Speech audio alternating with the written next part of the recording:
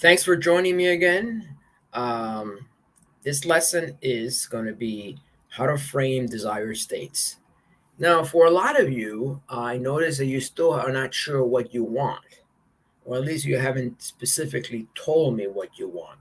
So I want everybody here in the team that is listening and watching to write down what do you want. Be very specific. That's critical.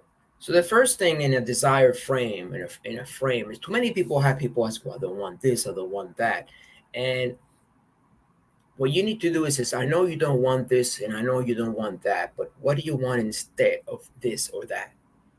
So you want to get them to state what they want in a positive, affirmative sense. That's the first thing. The second is, how will they know when they have it, right? What they will see, what they will hear, what they will feel, what they will smell, and what they will taste that lets them know they have it. You got to get to that level of sensory based specifics because too many people are caught in the trap of saying, well, I get this feeling. No, the feeling is not enough because unless you can show and write a painting to show it to somebody else, you're not there. You're not in a properly framed state. For example, a lot of people who tell me, well, I'm depressed. I says, well, I'm depressed, right? Is this why you depressed all the time? Yes, all the time. That means even when you're asleep, you're depressed. When you're having laughing, you're depressed. Oh no, no. So you guess the idea is to get them to be very specific about what they want. How do they know when they achieved it? What they see, feel, and hear. The third thing is it initiated by them or by someone else? It's essential that it's initiated by them, that is under their control, initiated by them. Oh, I would like you to teach my son XYZ. Or I want to bring my husband, maybe you can help him. But unless the husband really wants it, it's going to be double difficult. So you want to make sure that the outcome is framed initially by the self, by the individual, and moving forward. So these are three things. How, what is it specifically? How will you know when you have achieved it? Is it initiated by you? Is it under your control? Is it realistic? And the fourth is, what will be the impact of having achieved that outcome? Because too often, I find that when you really see yourself in the future having achieved that outcome, and then you ask yourself, well, is there a part of me that's not comfortable entirely? You will find there are objections. You will find there are objections. You got to be very sincere and honest with yourself. Just because there are objections doesn't mean you cannot achieve that outcome. What it means is that you have to include those objections, whether yours or your clients, into the resolution. Like the lady who had a problem with weight, and then it turns out the reason she couldn't lose weight because of her issue with concern about being picked on and a sense of safety, so is a secondary gain. So it's essential you understand, you look at all aspects of it, be very real. Remember, this is the first phase in the process. So if there are objections, welcome them, meet them halfway. You might find out there's certain things you can do that objection drops off, falls off. Okay, so don't be afraid of objections, people. Objections, in fact, indicates someone on the other end. In fact, what I found in my experience, those people who are yes, yes, yes, yes, at the end they'll end up objecting. So the easier, the sooner the objection comes up, the better it is because it means the person is actually listening and they're objecting to do that. So you want to reframe objections as something that's good for you, whether being yourself or others. I always like to start off with my five relational mantras, which are number one, welcome. Two, I was expecting you. Three, there's a good reason why you're feeling this way. Fourth, I'm here for you. Fifth, I'm just wondering what would it take for you to feel better. And act as if you're speaking to someone else, because in fact you are. To that, you could say, to that other aspect of your brain that's still working, functioning. Okay. So going back to the outcome, what is it again? Repeat after me. Positive. How will you know? Initiated by self. What are the implications? What's the ecology? How will it impact your life, your friends, sex, and so on? And once you have that, then you're on your way to helping your client. Now, one of the presuppositions in NLP is that the client already has all the answers he needs or she needs to deal with a challenge.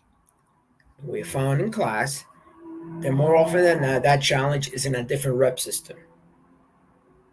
So, what are rep systems? You got the visual, auditory, kinesthetic, olfactory, and gustatory. And the way these are processed, they're included in our language. So begin to listen to rep systems during the course of the day. Take 5 minutes and listen to a newscaster. Listen to a friend for 5 minutes. What kind of visual are they using? Visual, auditory, kinesthetic? Maybe they're using all three. The minute you hear about a problem, your ears should perk up. Oh, okay, great. Let me see what I can learn from here. More often than not, again, I want to emphasize that as as a person is describing the problem, they're usually describing it in less than 5 rep systems, maybe one or two at the most. So the missing one is probably where you can open up doors to get through and help the person access the solution, the resource they need for that problem. So a person is talking with me saying, "Oh, Dan, I'm not sure. This all looks terrible to me. Things don't look good. As I look into the future, what I see is a dark place, a very dark, dismal place, and I don't feel good about it." So I would say, okay, so it looks like right now that things are not looking too good, but I'm wondering, what could you be saying to yourself, or what do you, maybe if someone was to tell you or hear from someone you respect something, how would that impact your uh, outlook on the future? Maybe all you need to do is speak to someone else, like myself, or someone else that will share with you some other possibilities, give you some insights, and maybe some tune you in to what you need to hear, and then you might feel better. Or say someone comes to me and says, "Dan, it's terrible. Everything sounds is awful. Uh, Life is a mess. I can't get anything done. Uh, Everything sounds the same, feels the same. I'm not hearing anything possible, anything that might take me to the next level." So I said, "Well, perhaps can you imagine? Can you maybe if I was to show you a way out of this predicament, would you be willing to open up to the possibility there's an image there waiting, a revelation waiting for you to step through?" So this is what I mean. Listen to the rep system, people. Very important. You'll find this is how original techniques in NLP were developed. They're listening to the grammar, listening to the language, listening to the syntax. Forget about the techniques. You've learned a few already. Lastly, another thing I want to mention is that all of you, some of you especially, but mostly all of you, should need to slow down your speech pattern. Pause between words or between sentences. Imagine as you're speaking, you're looking at your sentences and then you pause. You wait, begin another sentence. Wait, begin another sentence. Especially those of you who are interested in making presentations, whether it be online or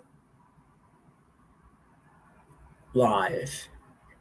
Keep in mind, there's a rule of thumb in cinema that you need to slow down by 50% to get the point across. Slow it down. All actors know this. You got to slow it down. Unless there's a scene that's specifically quick. Otherwise, you slow it down, especially in theater. The same thing with communication. You want to be able to take pauses and allow the information to enter the person's consciousness. And as you do so, look at them. Pay attention to their body. Pay attention to their breathing. Look for any change in muscle tone. Are they blinking or they're not blinking? Are they moving forward or they're leaning back? This is what I refer to as body language, right? Your legs are crossed, legs not crossed. Body language is 80% of communication. Not so much what you say, but how you say it. Case in point, there are many, many books, but most of these books don't get through because they're not incorporating body language. And also, you might find that as you speak more slowly, the other person's neurology begins to adjust to your own. It's easier for you to introduce new concepts. The ego relaxes, and the mind opens up to what you have to offer. So as you slow down your communication, slow down your speech,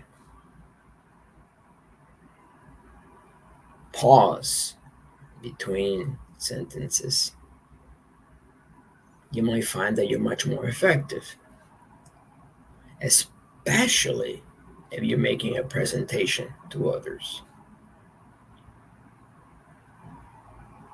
See, there's this idea that you need to speak very quickly to get your word across, but slow down your tempo. Have people maybe even lean forward to say, what is this guy? What is she saying? You have the upper hand. That's right. Just relax. In future sessions, this is how you induce trance, a change in consciousness.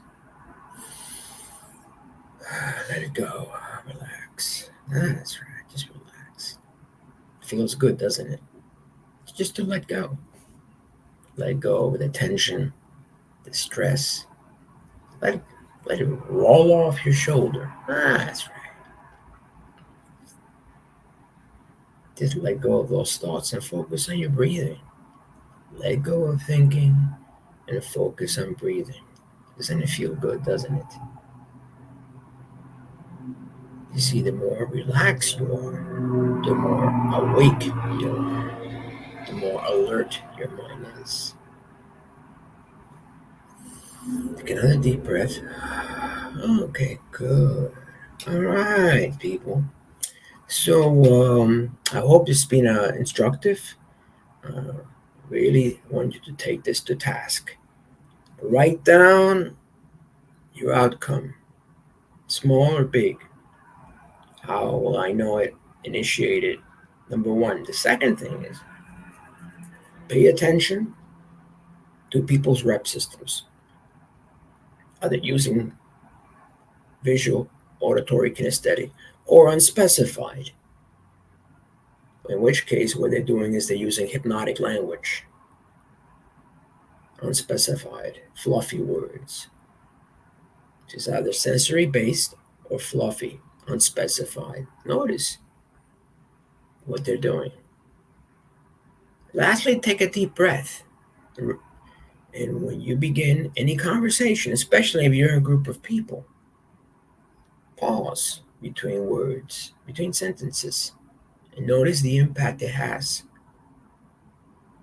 Like now, you're having that feeling that I've slowed down everything and I'm pausing between words. You feel that sense of relaxation, of letting go, creating a space between us and inside you where new possibilities can begin to open up. Okay, so, all right, so enjoy, take it to task. I expect all of you, when we meet again, to have some outcomes, to have practice rep systems, to be slowing down your tempo. I'm going to look out for it. So keep an eye. I'm going to keep an eye, an ear, and a feel for what's going on. All right, people. See you then. Bye bye.